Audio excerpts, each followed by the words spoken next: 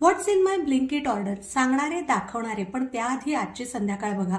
थोडीशी डिशवॉशरची भांडी खराब राहिली, थोडीशी मावशींकडनं घासायची खराब राहिली, पण हा जो कॉर्नर आहे ना, हा मला जरा प्रसन्नता देतो. छान वाटतं इथे उभं राहिलं की छान टेरेसमधनं वारं येत असतं. हे थोडंसं संध्याकाळी वारं खाल्लं आणि त्यानंतर गेले मी देवघरामध्ये. देवाला प्रार्थना केली की संध्याकाळचं सगळं काम वेळेत आवरण्याचं बळ दे बाबा मला. आणि अशी छान प्रार्थना करून देवापुढे दिवा लावला. घरात जरा प्रसन्न वातावरण तयार झालं आणि आता तुम्हाला दाखवते आजच्या ब्लिंकिट ऑर्डरमध्ये काय आहे.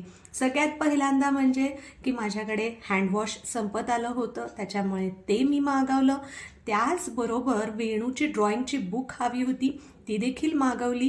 आणि ना हा ब्लिंकिटचा फायदा आहे की घरातली कामंही एकीकडे होत राहतात आणि ताजी छान भाजी येते. खरंच पालक खूप छान आलेला आहे आणि सगळी माती त्याच्यातली मुळं काढून टाकल्यामुळे काम जरा निम्मं सोपं झालेलं आहे. गवती चहा आणि आलं ह्याशिवाय काही माझा चहा पूर्ण होत नाही, त्याच्यामुळे दर 1-2 दिवसाआड ऑर्डरमध्ये ते असतंच असतं.